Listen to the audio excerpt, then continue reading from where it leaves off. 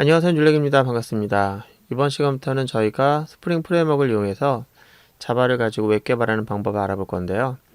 요즘에는 스프링이라고 하는 것을 이용하지 않고 웹 개발하는 경우가 그렇게 많지 않을 것 같아요. 그래서 요즘에는 취업을 위해서든 또는 개인적인 그 공부를 위해서든 스프링이라고 하는 녀석을 거의 웹 개발할 때는 필수로 사용하는 경우가 많은데요.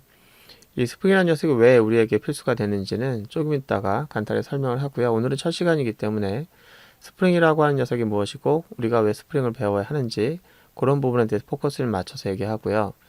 저희가 앞으로 배우게 될 내용이 어떤 부분을 배우게 될 것인지, 이제 그걸 배우기 위해서 우리가 사전으로 지식을 갖고 있어야 한다면은 어떤 것들이 필요한지, 이제 그런 내용을 간단하게 설명드릴게요.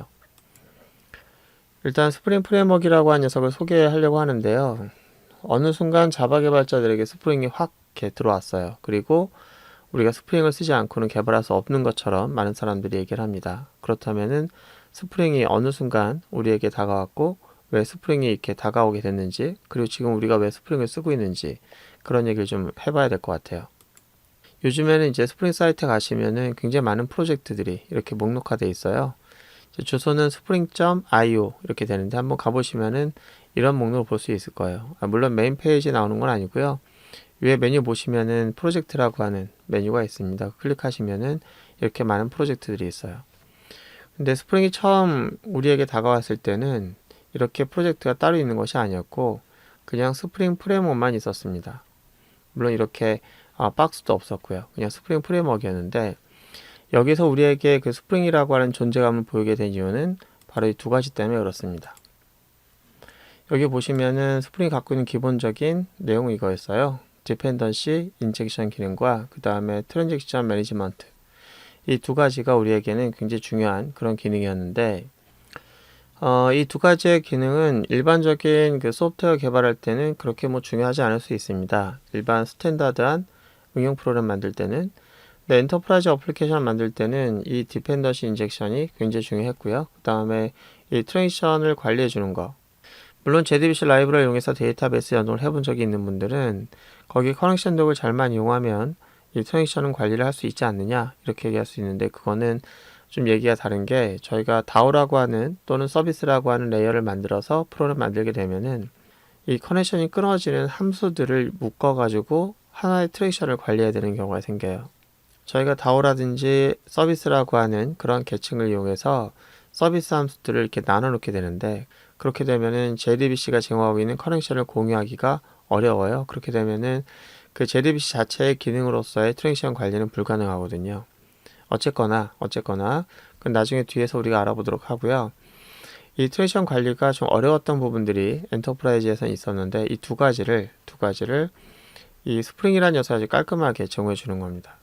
물론 이것을 지원하는 자바 에디션이 있긴 해요. 자바라고 하는 녀석은 크게 옛날에는 모바일 에디션과 ME라고 했었죠. 그 다음에 스탠다드 에디션 SE, 그 다음에 엔터프라이즈 에디션 EE, 이렇게 세 가지 버전이 있었는데 그 중에서 엔터프라이즈 에디션이라고 하는 녀석은 바로 이 트랜잭션 관리라든지 디펜던시 인젝션 이런 기능을 지원하는 그런 버전으로 있습니다. 하지만 그것이 이제 트랜잭션을 관리하는 것이 그렇게 쉽지 않았고요. EJB라고 하는 컨테이너에다가 더 컴포넌트를 올리고 그들 간에 이제 옵션 설정을 하고 그러다 보면은 그 복잡도가 좀 높고요. 그리고 EJB 서비스가 또 뻗어버리거나 그렇게 되면은 여러 가지 대처 상황이 좀 힘들고 그랬는데, 이 스프링이라는 녀석은 단순하게 라이브러리만 쓰는 방식으로 아주 깔끔하게 처리해 줄 뿐만 아니라 디펜던시 인젝션을 이제 같이 쉽게 구현할 수 있게 해줌으로 해서 이 모듈 결합을 굉장히 쉽게 해주는 거예요. 그게 너무 매력적이어서 이제 이 녀석이 스물스물 엔터프라이즈 에디션 그 영역을 조금씩 잠식해 나가기 시작했습니다. 저희는 이제 엔터프라이즈 에디션을 이용해서 웹 개발하거나 분산 어플리케이션을 만들거나 그랬었는데 거기서 이런 부분이 굉장히 중요했다 얘기죠. 근데 어느 순간 이제 스프링이라는 녀석이 이 엔터프라이즈 에디션이 갖고 있었던 그 주무기에 해당되는 것을 더 깔끔하고 쉽게 처리할 수 있으면서 엔터프라이즈 에디션이 갖고 있었던 모든 기능을 다 커버하기 시작하는 거예요. 어느 순간 우리는 스탠다드 에디션에다가 엔터프라이즈 에디션을 얹지 않고 이걸 드러내고 스프링이라는 거 하나만 얹어서 엔터프라이즈 에디션을 대신하는 녀석으로 사용하기 시작했습니다. 지금 아마 여러분들은 지금 웹 개발하고 또는 엔터프라이즈 어플리케이션을 만들고 있으면서도 그게 아마 궁금했을 거예요. 이렇게 뭐 이클립스를 설치하거나 또 어플리케이션을 만들 때 보면 저희는 뭐 엔터프라이즈 에디션에 어플리케이션을 만드는 것 같은데 이상하게 SE만 설치했지 JDK를 엔터프라이즈 에디션을 설치한 적이 없는데 여기 보면 대부분 엔터프라이즈를 만들고 있다 이렇게 얘기하는 경우가 있을 것 같아요. 예, 그렇습니다. 저희는 엔터프라이즈 에디션 영역을 스프링으로 바꿨기 때문에 요 두 개를 엮어서 기업형 어플리케이션을 만들고 있어요. 그러면 엔터프라이즈 에디션은 아예 사라진 것이냐? 그렇지 않죠. 사실 스프링이 나올 때 엔터프라이즈 에디션이 유료화 얘기가 나왔었고 그 유료 버전에다가 사용하기 불편한 걸 누가 쓰겠습니까? 그때 이미 이제 스프링으로 인해서 관심이 없어지기 시작했어요. 지금은 스프링이라는 녀석이 갖고 있는 그런 주 무기가 엔터프라이즈 에디션에도 많이 반영이 돼서 엔터프라이즈 에디션을 이용해서 웹 개발하거나 엔터프라이즈 에디션을 이용해서 데이터베이스 처리하거나 그럴 때도 훨씬 쉬워요. 오히려 스프링보다 쉬울 수도 있습니다. 하지만 이미 유료화된 녀석이고 저희가 이미 스프링에 젖어 있기 때문에 이미 엔터프라이즈 에디션이 어떻게 바뀌든 저에게는 관심이 없어지는 상태가 돼 있어요. 그래서 지금 우리는 어쨌든 자바라고 하는 것을 이용해서 웹 개발하겠다 그러면은 그냥 이렇게 엮어서 만드는 거예요. 그러니 스프링이 없으면은 웹 개발하거나 트랜지션 처리하거나 이런 것이 좀 불가능해지는 일이 발생하는 거죠. 자, 그럼 우리는 이제부터 어떻게 하는 거냐면은 스프링을 이용해서 그냥 엔터프라이즈 어플리케이션 만들면 되는 거예요.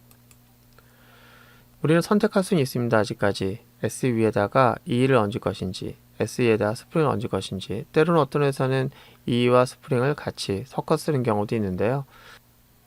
저희가 이걸 통해서 이제 프로그램을 만들겠다. 그럼 저희가 웹 개발에 이제 포커스를 맞춰서 얘기하면은 그게 세 가지 범주를 생각해 볼 수 있을 것 같아요. 첫 번째는 일단 웹 MVC라고 하죠. 여러분들이 JSP 가지고 개발할 때 아마 MVC 모델 2 방식으로 개발했을 거라고 저는 가정을 하고요. 그 부분에 대해서 공부한 적이 없다고 하면은 좀 공부해 오고 오시는 게 좀 공부하고 오시는 게 이 스프링이 편해졌다, 쉬워졌다라고 생각할 수 있을 것 같고요. 만약에 JSP 가지고 모델 2를 MVC 모델 2를 가지고 만들어 본 적이 없다고 하면은 이게 라이브를 써서 만들어도 편하다는 느낌 들지는 않겠죠. 무조건 새롭고 어렵게 느껴질 수 있을 텐데 가능하면 공부하신 분들이 이 과정을 듣는 게 좋을 것 같고요. 그 다음에 다오라든지 서비스 계층을 나눠서 프로그램 만들 경우에 그때 그들 간의 함수 호출 관계에서의 단일 트랜지션을 만드는 게 어려웠었는데 이제 그것을 우리가 가능하게 하기 위해서 스프링이 제공하고 있는 트랜지션 처리 방법을 아마 공부하게 될 거예요. 그리고 마지막으로 저희가 이제 웹사이트에서 사용자 인증과 권한 이런 것들도 권한인데 환으로 바꿨네요. 오타인데 양해해 주시고요. 일단 이런 기능을 좀 저희가 또 쓸 겁니다. 그래서 웹 개발할 때 이 세 가지만 되면 웬만한 것들은 다 만들 수 있죠. 그래서 이 세 가지 공부할 건데 이 세 가지 공부하기 위해서 스프링의 기본적인 그 덕목이라고 할 수 있는 두 가지를 더 알아야 돼요. 첫 번째, MVC라든지 트랜지션 처리할 때 우리가 꼭 이걸 쓰거든요. DI, DI 씁니다. 스프링이 제공하고 있는 이 DI 기능을 좀 우리가 이해해야 되고요. 그 다음에 트랜지션 처리할 때는 AOP 같은 걸 쓰고 있고요. 그 다음에 인증과 권한할 때는 서블리 필터 같은 것을 이용해서 개발하게 돼 있어요. 그러니까 어쨌든 우리가 이걸 쓸 건데 이걸 쓸 때 자꾸 거론되는 용어가 있다면은 이런 것들이 있으니까 여러분들이 이걸 좀 알아야 되겠다. 그래서 이걸 제일 먼저 다루게 될 거예요. 그리고 이제 DI라든지 AOP를 이제 이해하기 위해서라도 우리가 이것도 이해할 필요도 있을 것 같아요. 인터페이스의 의미와 느슨한 결합력의 의미, 그리고 이런 결합력을 위해서 우리가 설정 파일을 만들어 쓰는 경우가 있는데 그 설정이라는 걸 왜 쓰는지 이제 그런 것들을 좀 이해하는 게 좋을 것 같고요. 이제 그런 것들은 제가 자바 강의를 하면서 인터페이스 설명하는 부분에서 설명하는 그런 내용이 있을 거니까 이제 그 부분을 먼저 참고하시는 것도 좋을 것 같고요. 이 과정에서도 여기서부터 시작을 해서 이렇게 그 다음에 이렇게 수업이 진행될 겁니다. 이런 내용을 이제 여러분들이 이해하기 위해서는 앞에서 더 배워야 될 것이 있죠. 자바는 기본적으로 알고 있어야 되겠고요. 그리고 당연히 데이터베이스 연동이 들어가니까 오라클이라든지 뭐 이런 것들을 여러분들이 SQL 정도는 공부하셔야 될 것 같고요. 그리고 여기서 MVC라고 하는 거를 얘기할 거니까 MVC를 여기서 자세히 설명하지는 않습니다. 그러니 이런 것들을 먼저 공부해 오시는 게 좋을 것 같다. 나머지는 뭐 괜찮습니다. 그 정도만 공부해 오시면은 여러분들 충분히 이 수업을 따라갈 수 있을 것 같고요. 자, 그럼 일단 여러분들이 스프링이라는 녀석이 이 부분을 담당한다고 했는데 이 부분을 담당하는 거 공부하기 위해서 이 부분부터 시작을 한다고 했습니다. 자, 다음 시간부터는 이걸 좀 알아봐야 될 것 같은데요. 이거 전에 앞서서 이거 전에 앞서서 이거부터 시작을 하도록 하겠습니다. 고생 많으셨고요. 다음 시간에는 느슨한 결합력과 인터페이스라는 얘기를 간단히 좀 알아보고 그 다음에 진행하도록 할게요. 오늘 고생 많으셨고 다음 시간에 뵙도록 하겠습니다.